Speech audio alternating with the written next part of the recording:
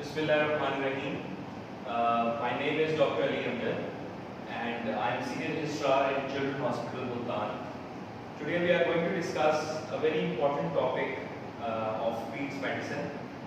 मैं आप सबसे एक छोटा सा क्वेश्चन पूछना चाहूँगा कि आपके नज़दीक आपको क्या लगता है कि बच्चों में कॉमन इलनेसेस अगर हम रेटिंग करें तो सबसे ज़्यादा कॉमन इलनेसेस आपके पास ओपीडी में या आपको एमरजेंसीज में क्या लगता है कि कौन सी आती है? जी डॉक्टर साहब। रेस्पिरेटरी ट्रैक्ट इन्फेक्शन जी और डायरिया। Very good.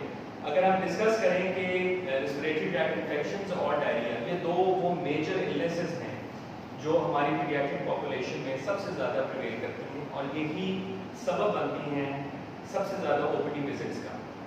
और अगर हम ये वैल्यूएट करें कि पाकिस्तान दुनिया के उन 15 ममालिक में है जहाँ पे डायरिया सबसे ज़्यादा प्रेवलेंट है and Pakistan and those 15 countries they account for 85% of the mortality in pediatric population less than 5 years of age due to diarrhea and pneumonia.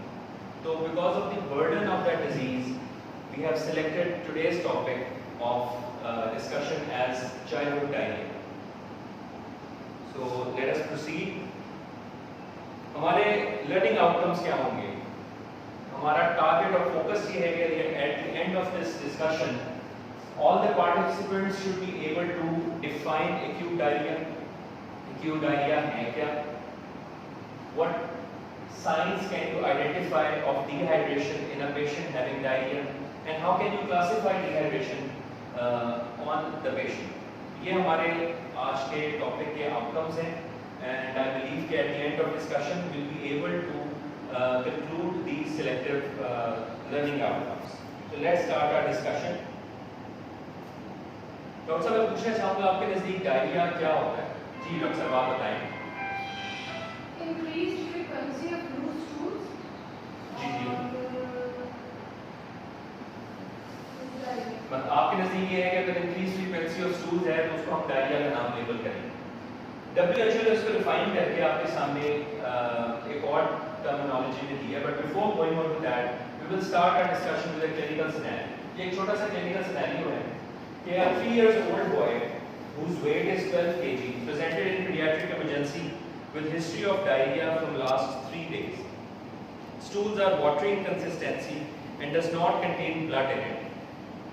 He is lethargic and when offered water does not drink at all.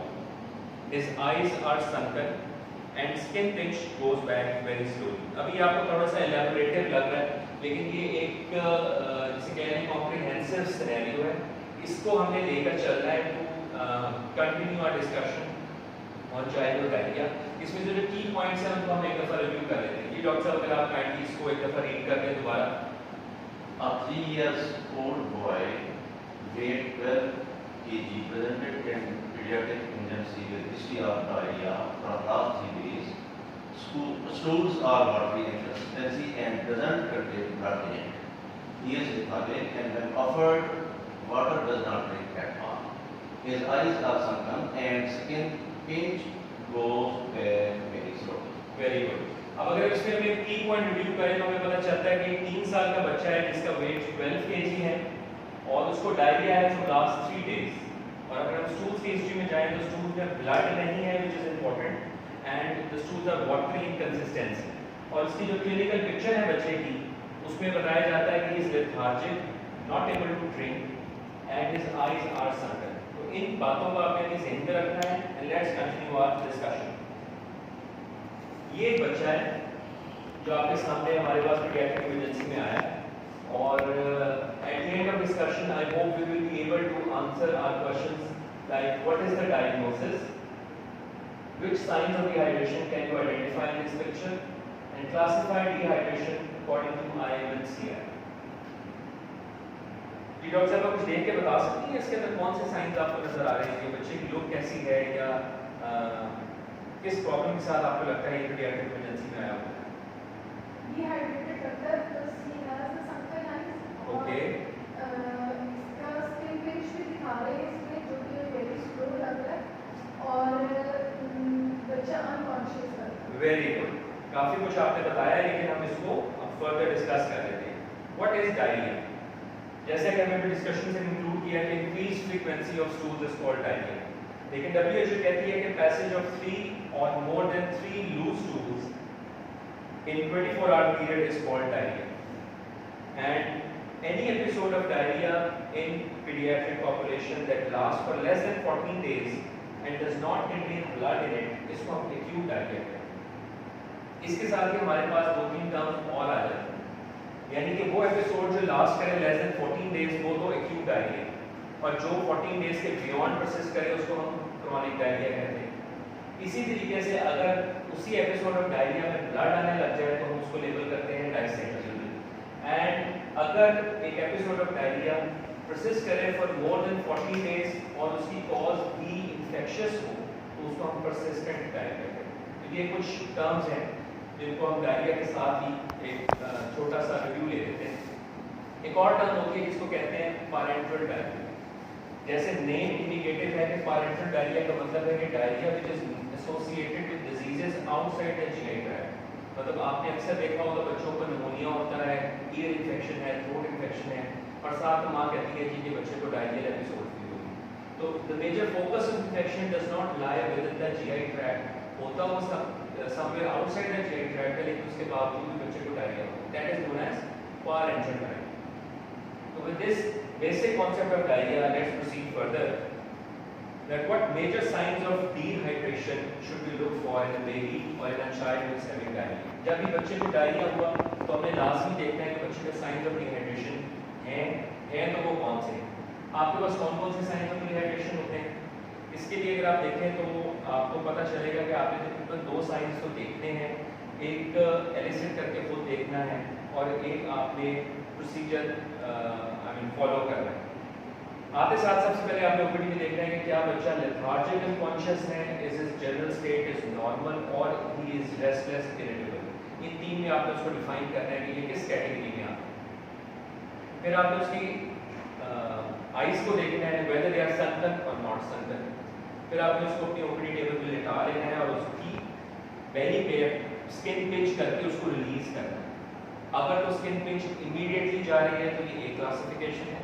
Skin pinch is going back slowly, इसका मतलब है कि less than 2 seconds वो skin pinch goes is going back, या वो prolong going back है, more than 2 seconds ले रही है skin pinch to go back. इस 3 में आपने इसको कैटेगराइज करना है। And then you should have a glass of water in your hand. आपने उसको ओपीडी में वो ग्लास ऑफर करना है पीने के लिए। अगर तो वो ईगरली पीता है, बहुत थर्स्टी फील होता है, वो नॉर्मली ड्रिंक करता है और छोड़ देता है, या वो इतना अनकॉन्शियस लेथार्जिक है कि वो बिल्कुल नहीं ले पाता, तो you will classify in these 3 categories.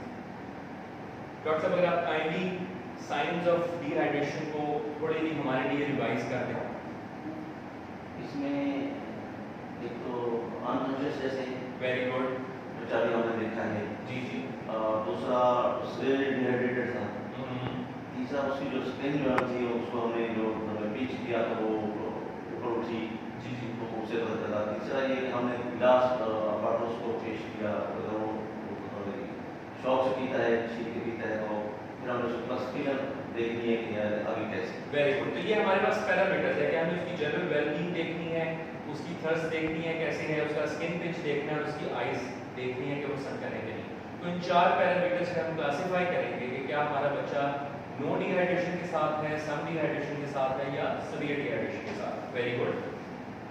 अच्छा जी, ये कुछ पिक्चर्स मैं आप लोगों ने लेके आया था। अगर काइंडली डॉक्टर साहब आप मुझे बता सकें कि इस पहली पिक्चर में आपको क्या फील हो रहा है कि क्या साइन शो किया जा रहा है या आपकी क्या ऑब्जर्वेशन है इस पिक्चर के बारे में? Okay, very good. ये आपको लग रहा है कि इसमें जो बच्चे की आईज दिखाई जा रही है वो सनकन है।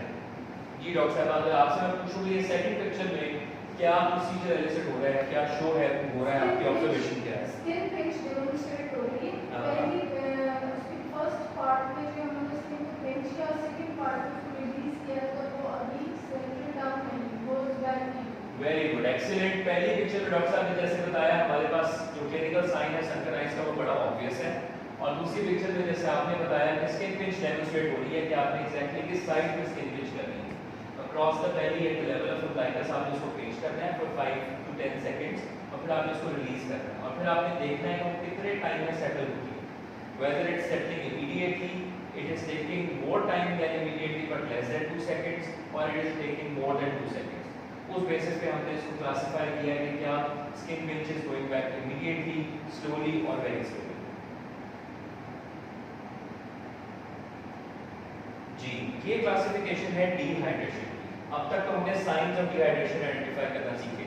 अब हम देखेंगे कि हम इन साइंस की बुनियाद पर उस बच्चे को कैसे क्लासिफाई कर सकते हैं। इसके लिए हमारे पास WHO ने हमें एक तरीकाकार बताया और एक कम्युनिटी क्रिएट की जिसका नाम है integrated management of childhood illnesses, IMNCI। ये प्रोग्राम आपको गाइड करता है कि आपने साइंस ऑफ डिहाइड्रेशन की बुनियाद पे क्लासिफिकेशन ऑफ डिहाइड्रेशन कैसे करनी है। तो हमारे पास सबसे पहले तो आपको मैं नाम बता दूं कि हमारे पास 3 क्लासेस हैं डिहाइड्रेशन को डिफाइन करने के लिए। whether the baby is having diarrhea with no dehydration, whether is having diarrhea with some dehydration, या फिर बच्चे को diarrhea है with severe dehydration। अगर हम severe dehydration के साइंस पढ़े, डॉक्टर साहब can you please read this science, मेरे लिए काइंडली रीड करें इसे। Severe dehydration has it should have 2 of the following signs: lethargic or unconscious, sunken eyes, not able to drink or drinking poorly, skin pinch, goes back very soon। जी, अब हम already ये parameters पहले पढ़ चुके। अब हमें सिर्फ ये देखना है कि वो बच्चा जो लेथार्जिक अनकॉन्शियस है जनरल वेलबींग के हिसाब से, जिसकी आईज सनकन है, who is not able to drink at all or is drinking poorly, और उसकी skin pinch is going back very slowly। In 4 science में से कोई से भी 2 साइन आ जाएंगे तो we will label the child as severely dehydrated। Next, जी डॉक्टर साहब आप काइंडली मुझे रीड करके बताइएगा सम डिहाइड्रेशन हम कब लेबल करेंगे। Two of the following signs: restless, irritable. Number 1, number 2, sunken eyes. Number 3, drinks eagerly, thirsty, and number 4 is skin pitch goes back slow। Very good. अब ये पैरामीटर्स वही हैं जिसमें हमने जनरल वेलबींग देखी तो हमें पता चला कि बच्चा रेस्टलेस इरिटेबल है, संकन आइज के साथ आया है, व्हेन ऑफर्ड फ्लूइड तो उसने पानी बड़ा ईगरली पिया है, जो कि ये शो करता है कि इज थर्स्टी, और जब स्किन पिच की गई तो it goes back slowly, not very slowly. तो इस पेशेंट को हम लेबल करेंगे सम डिहाइड्रेशन अगर इनमें से कोई से भी 2 साइंस पॉजिटिव है। अगर एक साइन पॉजिटिव है तो हम उसको लेबल नहीं कर सकते, 2 या 2 से ज़्यादा साइंस हमें इस कैटेगरी में मिलेंगे तो हम उसको लेबल करेंगे कि is having acute diarrhoea with some dehydration. और अगर हमारे पास कोई इनफ साइंस नहीं है तो ऑलरेडी सम डिहाइड्रेशन में या सीवियर डिहाइड्रेशन में पढ़ चुके हैं, यहाँ पर अगर हमारे पास उनमें से कोई एक साइन आ जाता है तो we can not classify the child in category of some dehydration और सीवियर डिहाइड्रेशन। उस केस में हम उसको कहेंगे कि is having diarrhoea with no dehydration. चलिए यहाँ मैं आपको एक छोटा सा सिनेरियो देता हूँ जस्ट टू सी कि आपके तक अंडरस्टैंडिंग कैसी रही है। फर्स्ट करें हमारे पास एक बच्चा आया है पीडियाट्रिक ओपीडी के अंदर और उसकी मदर की कंप्लेंट है कि उसको डायरिया है फ्रॉम लास्ट 5 डेज, और डायरियल एपिसोड्स ऐसे ही हैं विच आर वाटरिंग कंसिस्टेंसी, उनका ब्लड नहीं है, और जनरल वेलबींग के हिसाब से ही इज रेस्टलेस इरिटेबल। और जब ओपीडी में मैं उसको पानी ऑफर करता हूँ तो ही ड्रिंक्स इट वेरी ईगरली। आईज देखने में उसकी संकट नहीं है और इसकी skin pinch is going back immediately. तो ऐसे बच्चे को आप कैसे लेबल करेंगे? No dehydration. डॉक्टर साहब कहती हैं जी कि मैं उसे लेबल करूंगी लो डिहाइड्रेशन, आप उसे कहते हैं मैं लेबल करूंगा मॉडरेट डिहाइड्रेशन। मॉडरेट से बात यहाँ सम डिहाइड्रेशन, क्योंकि मॉडरेट डिहाइड्रेशन कोई टर्म नहीं है, सम डिहाइड्रेशन। किन बुनियाद पर डॉक्टर साहब आप कहना चाहेंगे कि वो सम डिहाइड्रेशन कैटेगरी में आता है? पानी बड़ा ईगरली पी रहा पानी, दैट्स वेरी इंपॉर्टेंट। तो अगर आप इस स्लाइड पे जाएं तो हमें पता चलेगा कि इसमें से एक पॉइंट पिक होता है कि that he was drinking water ईगरली, और दूसरा क्या पॉइंट था? Skin pinch was normal, skin pinch normal थी, आई संकन नहीं थी, लेकिन ही वाज रेस्टलेस इरिटेबल। वो आ गया यस, वेरी गुड। तो एक पॉइंट रेस्टलेस इरिटेबल पॉजिटिव हो गया और दूसरा पॉइंट हमारे पास ड्रिंकिंग ईगरली हो गया। इसलिए डॉक्टर साहब is I mean right enough to label that child as having some dehydration। Doctor साहब आपको समझ आ गई ये बात? क्योंकि अब आप कह रही थी कि नो डिहाइड्रेशन, नो डिहाइड्रेशन इसलिए नहीं है क्योंकि इसमें 2 पॉइंट्स आ गए। अगर इसमें वो रेस्टलेस इरिटेबल भी ना होता, सिर्फ उसकी प्यास बढ़ी हुई होती तो फिर हम उसको लेबल ना कर सकते, लेकिन अब चूंकि 2 पॉइंट्स आ गए इसलिए हम उसको लेबल करेंगे। इस लेवल ऑफ डिहाइड्रेशन की क्लासिफिकेशन की बुनियाद पे why it is important to classify dehydration, क्योंकि आपका मैनेजमेंट प्लान इस पे डिपेंड करता है कि आपकी लेवल ऑफ डिहाइड्रेशन क्या है. Let's review briefly management plan. Management plan is divided into 3 categories like Plan A, Plan B and Plan C. Plan A के बच्चों को आप देखेंगे वो बच्चे जिनको डायरियल एपिसोड है with no signs of dehydration. माँ आके कहती है जी बच्चे को डायरिया 5 दिन से है, 3 दिन से है, 2 दिन से है, लेकिन वैसे खा पी भी ठीक रहा है, इसको बहुत ज़्यादा प्यास भी नहीं लग रही है, चिड़चिड़ा भी नहीं है, बस मुझे फिक्र है कि इसको मोशन लगेगा. आप उसको देखते हैं तो he is comfortable sitting child, कोई रेस्टलेस इरिटेबल नहीं है, कोई कॉन्शियस नहीं है, सनकन आइज नहीं है, स्किन पिंच करके देखते हैं वो नॉर्मल होती है. ऑफर करते हैं फ्लूइड तो वो बहुत ईगरली नहीं लेता, he drinks it comfortably for a couple of sips और उसके बाद वो उसको छोड़ देता है. तो इसका मतलब है he is having no dehydration but yet he is having diarrhoea. तो उसकी मैनेजमेंट प्लान क्या है? उसकी मैनेजमेंट प्लान के जो इंपॉर्टेंट सेलिएंट फीचर्स हैं वो ये है कि जो हमारे पास ऑनगोइंग लॉसेस हैं in the form of diarrhoea वो हमें रिप्लेस करेंगे. तो हम उसको ये ऑफर करेंगे कि आप जो नॉर्मल रूटीन है इसके फ्लूइड टू से कुछ हट के एक्स्ट्रा फ्लूइड्स दें इन द फॉर्म ऑफ आप उसको लोस्कुलर ओआरएस दे सकते हैं, राइस वाटर दे सकते हैं. तो ये उसकी चॉइस के मुताबिक आप उसको ऑफर करेंगे कि वो कुछ एक्स्ट्रा प्लेंटी फ्लूइड्स दे दें.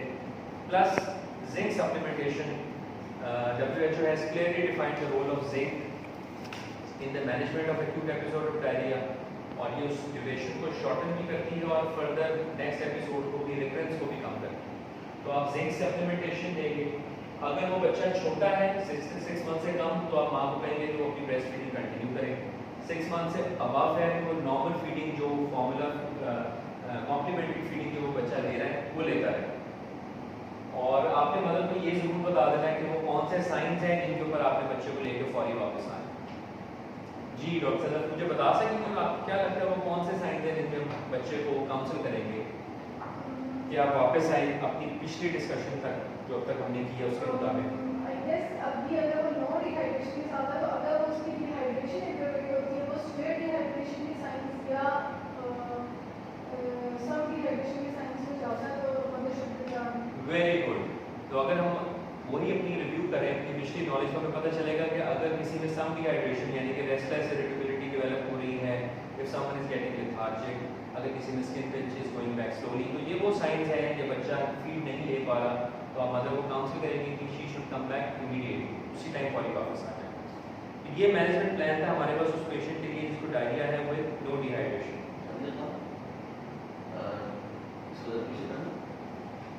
ये जिंक सप्लीमेंट जो है ये आपने कोई एंटी डायरिया नहीं दिया है? नहीं. अच्छा इट्स वेरी गुड क्वेश्चन. अगर आपने दूसरा जो है ना ये जिंक का मैंने कोई मीटिंग कंसल्ट की थी, उन्होंने कहा जो डायरिया परसिस्टेंट हो और ठीक ना हो रहा हो, क्रॉनिक डायरिया हो, उसमें जिंक जो है वो सप्लीमेंट दिया है. नहीं, इस पे मैं थोड़ा सा डिस्कस करूंगा कि आप एक्यूट डायरिया में भी जिंक दे सकते हैं और ये एज एंटी डायरिया नहीं है. जब डायरियल एपिसोड होती है तो आपकी जो ब्लड की एपिथेलियल ब्रश बॉर्डर है उनमें जो विलाय होते हैं उनकी शेडिंग हो जाती है. And because of that shedding we know that the disaccharidase enzymes are present in those villi to absorb the nutrients. Those villi are shed off now and most of the nutrients are not being absorbed. तो diarrhoea persist करता है. That goes to persistent or chronic stage.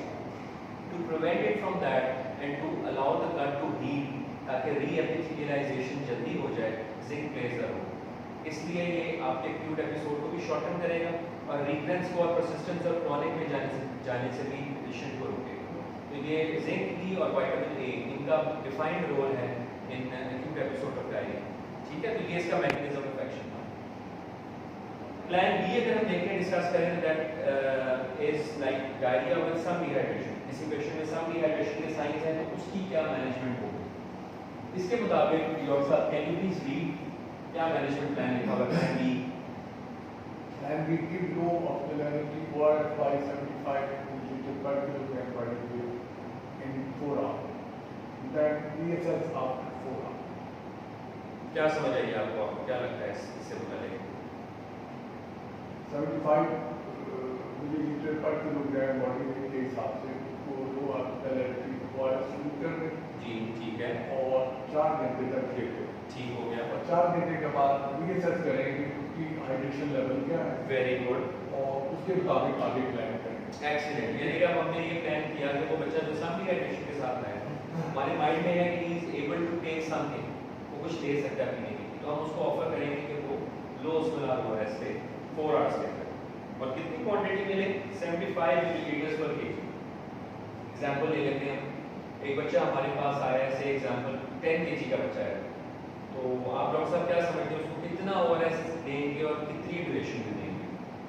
10 KG wait है उसका और उसकी उम्र है 2 साल। 75 मिलीलीटर पर केजी है ना जी, कितनी पर उसका केजी? वेट है 10 KG. 10 multiplied by 75 very good, is equal to 750 milliliter. Excellent. हम उसको 750 ml देंगे लो ऑस्मोलार ओआरएस, कितनी देर में?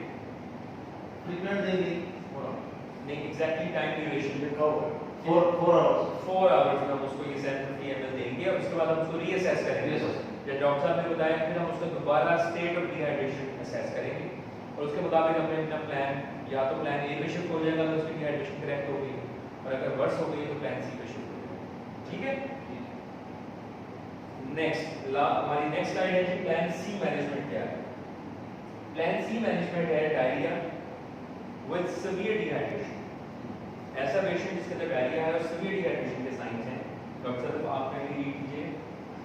Nancy, diarrhea with severe dehydration, give IV intravenous fluids, use ringer active as choice of fluid and duration as follows. Age if less than 1 year, first give 30 ml per kg in 1 hour, then give 10 and 70 ml per kg in next 5 hours. If age is more than 1 year, then give 30, first give 30 ml per kg in 30 minutes, then give 70 ml per kg in 2.5 hours. जी sir, कुछ समझ आई? मुझे तो कुछ समझ नहीं आई, इसको कुछ सिंप्लीफाई करके बताना चाहे।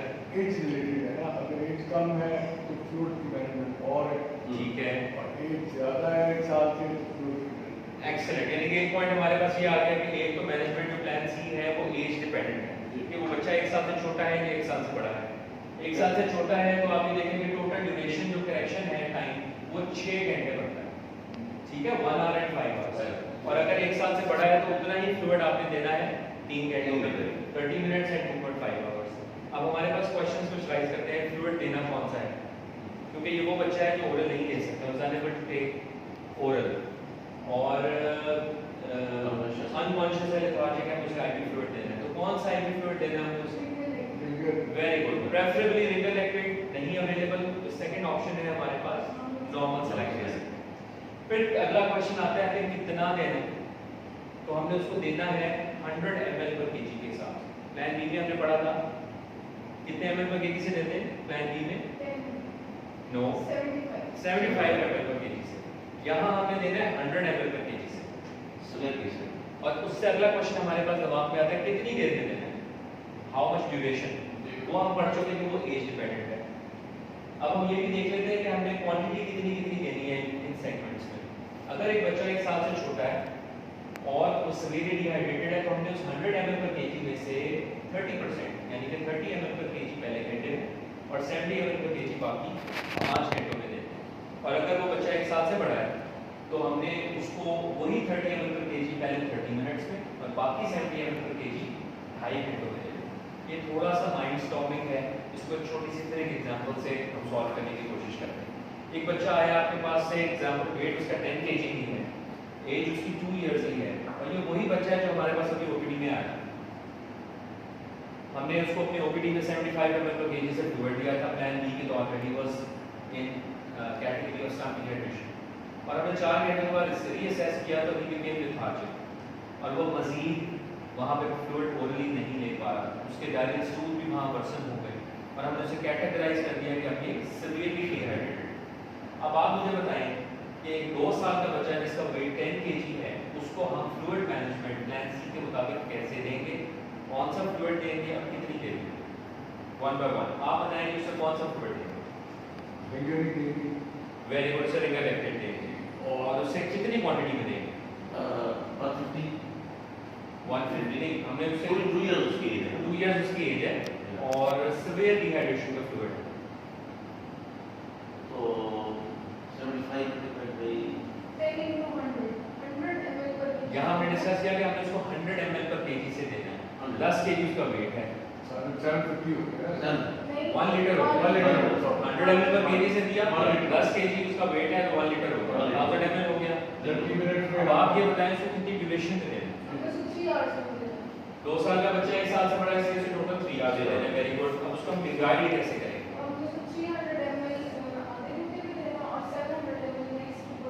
Very good. उसका जो पहला 30% वाला पोर्शन है वो हमने पहले आधे घंटे में दे दिया, और जो नेक्स्ट रिमेनिंग उसका 70% पोर्शन है वो हमने अगले 2.5 घंटे में दे दिया। तो ये उसकी हमारे पास मैनेजमेंट प्लान है। So at last are we now ready to answer a clinical scenario. जो क्लिनिकल सिनेरियो हमने स्टार्ट में आपको शो किया था कि 3 साल का बच्चा आया था आपके पास पीडियाट्रिक इमरजेंसी में, और उसका वेट 12 kg था, और उसको ही वाज लेथार्जिक, अनकॉन्शियस। मैं उसको बल्कि आपको रिव्यू करके दिखा देता हूँ।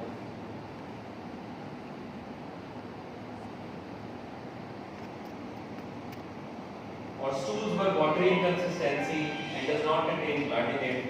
अब आप समझ सकते हैं कि he was lethargic, और जब उससे ऑफर किया गया fluid he was not able to drink at all। His eyes are sunken and skin pitch is going back very slowly। ये बात दिमाग में रखते हुए अब आपने इन सवालों के जवाब देने हैं। तो उसके डायरिया को हम एपिसोड को कैसे डिफाइन करेंगे? What was the diagnosis? What is the nature of the diarrhea? था क्या? Acute था, chronic? Very good. It was acute diarrhea. Number second, identify signs of dehydration। इसमें से क्या signs of dehydration नजर आ रहे हैं? In fact, scenario में अगर हम देखें तो हमें क्या देख सकते हैं? कौन-कौन से sign of dehydration है इसके अंदर? Very good, lethargic। जो है उसके बाद sunken eyes हैं। Sunken eyes है, very good। Skin which goes back very Skin which goes back very slowly। clearly दिया। तो उसमें तमाम साइंस ऑफ डिहाइड्रेशन है। ये हमने साइंस ऑफ डिहाइड्रेशन आइडेंटिफाई किए, और एट द एंड हम अगर उसको क्लासिफाई करें, जो हमारा तीसरा क्वेश्चन था, तीसरा एसएलओ था हमारा, कि हम उसकी क्लासिफिकेशन भी अब कर सकते हैं अकॉर्डिंग टू एमएनसीआई। वो क्लासिफिकेशन डॉक्टर साहब क्या बनती है? Acute diarrhoea. तो डेफिनेशन होगी, क्लासिफिकेशन क्या बनती है? severe dehydration। very good। so this was our topic for today। at the end, after answering the questions, I would like to give you time if you want to ask any further questions regarding the topic। आप कुछ पूछना चाहें, कोई बात ना समझ आई तो अगर किसी मेडिसिन की वजह से होगा, drug induced diarrhoea, remote areas में जैसे कोई रफली दे देते हैं आप एंटीबायोटिक दिमाग से दे दिया जाए, बिल्कुल ऐसे ही उसी की वजह से अगर डायरिया है। लेकिन most of the drugs do have the side effect of diarrhoea. क्या ये कॉमन साइड इफेक्ट है? तो ड्रग इंड्यूस्ड डायरिया के अंदर ऐसे ही होगा कि वो आपको ड्रग देने से पहले डायरिया की कंप्लेंट के साथ पेरेंट नहीं लेके आए, वो आएंगे बिकॉज ऑफ डायरिया के साथ आए। तो when the diarrhoea is occurring because of the drug, तो आप उसको रिप्लेस कर सकते हैं, ड्रग को फेडिंग ड्रग को स्टॉप कर सकते हैं। यही उसका ट्रीटमेंट है। क्योंकि वो आएगा और भी ऐसा होगा कि सोर थ्रोट के साथ आया, आपने उसको ऑगमेंटेड या अमॉक्सिसिलिन दिया और उसकी वजह से उसको डायरिया होता है, तो that is drug induced diarrhoea. उस केस में आप उसकी ड्रग के ऑल्टरनेटिव उसको चेंज कर सकते हैं। ठीक हो गया? Thank you so much. Feedback forms यहाँ पे अवेलेबल हैं, काइंडली उनको फिल करके जाइएगा। आपके इन इंपॉर्टेंट फीडबैक से हम अपने लेक्चर की क्वालिटी को और प्रेजेंटेशन को इम्प्रूव करें। Thank you so much.